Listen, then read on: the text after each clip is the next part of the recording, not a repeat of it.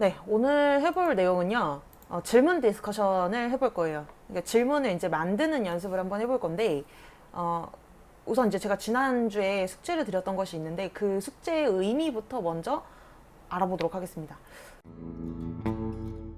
그 아이들이 질문에 대해서 글을 쓰는 연습을 제가 많이 시켜요. 근데 그거는 이제 뭐 우선 글쓰기 자체를 보는 것도 있고, 독서를 제대로 했는지 그거를 좀 확인하려는 측면이 굉장히 강해요. 그래서 그게 어떻게 내용이나 어떤 글쓰기를 같이 볼 수 있는지 그거를 좀 설명을 해드리도록 하겠습니다. 우선 질문 디스커션에 대해서 좀 설명을 해보려고 하는데요. 이 질문 디스커션은 우선 책 내용을 정확히 파악했는지를 기본적으로 얘기할 수 있는 상황이라고 보시면 될 것 같아요. 그러니까 퀴즈 같은 경우를 우리가 지난번에 얘기를 해봤었는데, 퀴즈는 정답이 정확히 정해져 있는 거잖아요. 그래서 굉장히 단순하고 단답형으로 나온다고 말씀을 드렸어요. 근데 이 질문 디스커션의 목적은요, 기초 글쓰기랑 심화 글쓰기가 나뉘어집니다. 그래서 우리가 지금 한 거는 이제 기초 글쓰기 단계에 관련된 숙제를 내드렸었는데, 기초 글쓰기는요, 우선 기본적으로 내용 파악이랑 글쓰기를 어떻게 하는지 그거를 좀 집중적으로 파악을 하고요. 그리고 또 심화 글쓰기에서는 자신의 생각을 정확하게 표현하는 능력이라고 표현을 하고 있어요. 근데 이게 어떻게 다른지는 조금 뒤에 가서 다시 알려드리도록 하겠습니다. 그 옥상의 민들레꽃에서 나오는 이 내용이에요. 그러니까 궁전 아파트 사람들이 행복한 이유는 무엇인가요? 근데 이 내용이요, 뭐냐면 아이들 그 수업할 때 첫 작품으로 보통 많이 해요. 이 박완서 선생님의 작품을 초등부든 중등부든 딱 첫 작품으로 많이 하고 있는데, 그 이유가 뭐냐면 이 작품이 되게 노골적이지 않으면서도 그 안에 숨어있는 여러 가지 의미들이 담겨 있거든요. 그래서 그 내용들을 한번 이제 아이하고 좀 테스트를 해보는 거예요, 일종의. 그래서 이 아이가 어디까지 이해하고 있는지를 좀 볼 수 있는 그런 질문들을 제가 4개를 저번에 이제 드렸죠. 그래서 그러니까 교육을 받기 전에, 그러니까 완전히 첫 교육을 받기 전에 아이들한테 이 질문을 주면은, 제가 이걸 이제 샘플을 지금 한 7개 정도만 가져왔는데 7개가 거의 대부분 아이들이 요런 정도 쓴다라고 생각하시면 돼요. 다시 보겠습니다. 애들이 딱 요 정도 써요. 몇 개만 읽어보겠습니다. 궁전 아파트에 사는 사람들이 행복하다고 믿는 사람들을 실망시키지 않기 위해서, 다른 사람들이 부러워해서, 뭐 부족할 것 없이 풍족해서, 살기 편하고 시설이 고급져서 부러워해서 행복하다. 이런 식으로 제가 첫 번째 질문 준 것에 대해서 아무런 글쓰기 교육 받지 않은 친구들은 보통 요 정도 쓰고 있습니다. 네. 네. 자, 그러면 이제 여기 지금 화면 공유 되시죠? 네, 그래서 1번부터 7번까지 지금 번호가 있는데요. 이걸 이제 제가 나름대로 해봤어요. 그랬더니 이렇게 됩니다. 5, 2, 6, 4, 1, 3, 7 이런 식으로. 그러니까 여기 딱 그냥 이렇게 딱 그냥 그 길이로만 딱 보면은 이 정도 이제 나올 수 있을 것 같아요. 사실 5번하고 2번은 그냥 비슷비슷해요. 그쵸? 그래서 뭐 5번, 2번 순서 바뀌어도 상관없고 3번, 7번도 사실은 뭐 순서 바뀌어도 별로 상관없습니다. 근데 하여튼 요 정도 이렇게 분량으로만 보면 이 정도 나올 것 같아요. 자, 그러면 두 번째 기준을 알려드리도록 하겠습니다. 이번에는요, 내용이에요. 내용적인 측면에서 맞는지 안 맞는지 그 부분을 보도록 하겠습니다. 자, 그런데 우선 내용이 맞는지 안 맞는지를 보려면은 우리가 뭘 중점적으로 얘기해야 되냐면 줄거리를 아셔야 되잖아요. 근데 그 작품 속에서 나왔던 줄거리를 초반만 조금 같이 보도록 할게요. 자, 요거 그 카페에다가 이제 올린 내용이었는데요. 보겠습니다. 그 우리 아파트에 할머니가 돌아가신 거예요. 근데 이 할머니가 자살을 했대. 근데 막 사람들이 끔찍한 일이다 막 이렇게 얘기했대요. 근데 이제 그 1번 질문과 관련된 부분이 여기예요. 우리 궁전 아파트는 살기가 편하고 시설이 고급이고 환경이 아름답기로 이름이 났대요. 우리나라에서 나는 물건은 물론 외국에서 들어온 물건까지 없는 것 없이 갖춰놓는 슈퍼마켓도 있고, 뭐 하여튼 사람의 힘으로 만든 푸른 연못도 있대요. 누가 너 어디 사냐 하고 물어봤을 때 궁전 아파트 산다고 하면은 그 물어본 사람이 막 부러워한다는 거죠. 그러니까 좋겠다, 나는 언제 그런 데 살아봐 이렇게 생각하는데, 궁전 아파트에 살지 않는 사람들은 궁전 아파트에 사는 사람이 행복하다는 걸 아무도 의심하지 않나 봅니다. 그렇게 믿고 있는 사람들을 실망시키지 않기 위해서 궁전 아파트에 사는 사람들은 모두 행복할 수밖에 없습니다. 이런 부분이 이제 나왔어요.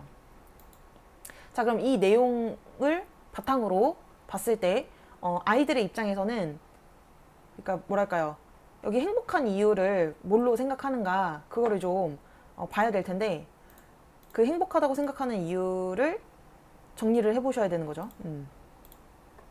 제가 그러면 이제 우리 분량을 기준으로 해서 이렇게 지금 해놨는데요. 요거를 다시 채팅창에다가 올리도록 하겠습니다. 요거를 보시고 이 순서를 다시 조정해 주세요. 여러분 이제 메모장을 열고 아마 활동을 하셔야지 좀 편하실 것 같아요. 제 생각에는. 네. 네, 채팅창에 올렸어요. 내용을 기준으로 해서 두 개로 나눠보면, 그러니까 더 좋은 내용, 좀 덜 좋은 내용, 뭐 이렇게 한번 나눠볼까요?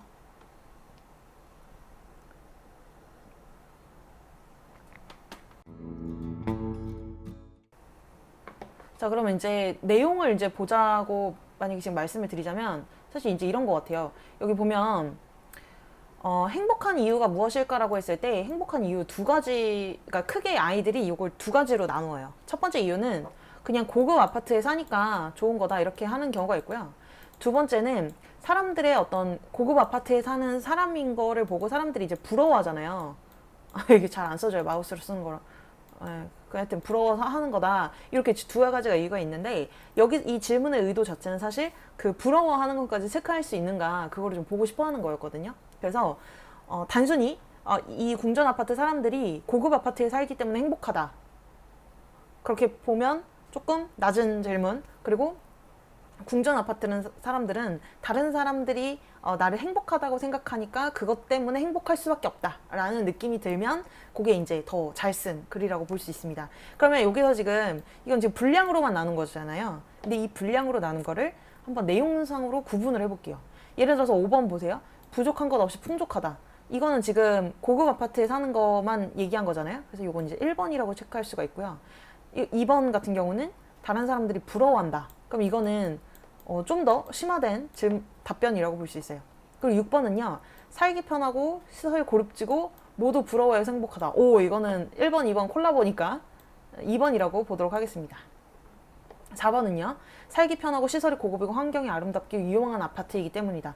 그러니까 잘 사니까 행복한 거다 이렇게 한 거는 1번. 그 다음에 1번은요. 궁전 아파트에 사는 사람이 행복하다고 믿는 사람들을 실망시키지 않기 위해서. 이게 전형적인 2번 글입니다. 3번 궁전 아파트는 살기 편하고 시설이 고급이고 환경이 아름답기 때문입니다. 요거는 1번.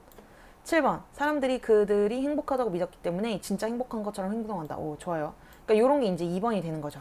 그래서 지금 분량하고 이걸 앞뒤로 이제 내용을 좀 보도록 한다면은 여기 지금 1번에 나와 있는 내용하고 1번끼리 따로 묶고요. 2번끼리 따로 묶을 수 있을 것 같아요. 그러니까 다시 보자면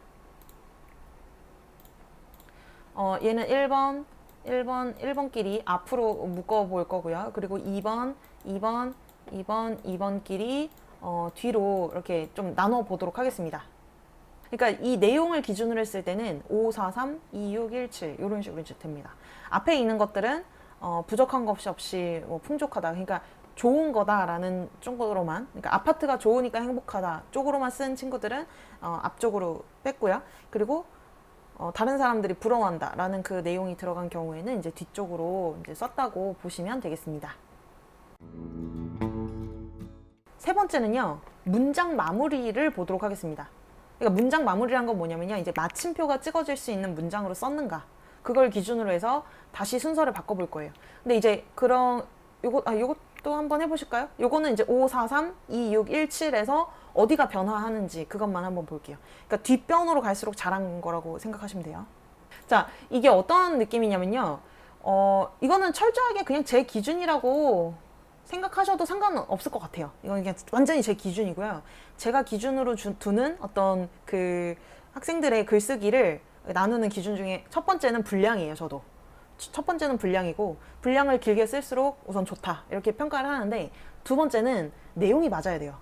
그러니까 만약에 물론 그 앞쪽에 학생들이 뭐 얘네들이 좋은 아파트에 살고 있기 때문에 행복합니다, 이게 틀리다는 의미는 아닌데, 제가 봤을 때는 그 작품 속에서 조금 더 심화된 의미로 보자면 이 그 궁전 아파트에 사는 사람들은 남들이 자기를 부러워하기 때문에 부러워할 수밖에 없다. 그게 되게 중요한 포인트였거든요. 그러니까 그 내용을 쓴 거를 저는 더 좋은 글이라고 봤어요. 그러니까 우선 1단계는 저도 분량이 많은 거를 좋아하지만, 분량 많은 것 중에서도 분량이 짧아도 내용이 더 충실하면 더 점수를 많이 준 거죠. 그러다 보니까 위쪽 아래쪽을 이렇게 그 선을 이렇게 딱 그어가지고 나눠 놓은 거예요. 그래서 3단계로 체크한 거는 문장 마무리였죠. 문장 마무리는 그 내용을 판단한 다음에 진행된 거이기 때문에 그 선 위아래로는 움직이지 않는 거죠. 그러니까 여기 사이에서 움직일 수 있고 여기 사이에서는 이제 움직일 수 있는 거예요. 근데 여기 2번이 3번으로 가지는 못하는 거죠. 그럼 이제 여기 사이에서만 움직인다고 봤을 때 문장 마무리의 기준은 얘는 우선 문장 마무리가 안 됐죠? 근데 얘는 문장 마무리가 됐어요. 그러니까 얘는 그냥 그대로예요. 그리고 2, 6, 1, 7에서는 얘가 문장 마무리 안 됐고 얘도 문장 마무리가 안 돼서 사실 얘가 더 길게 썼지만 1번이 6번보다 앞으로 가요. 그러니까 6번이 더 잘 썼다고 저는 평가를 하는 거죠.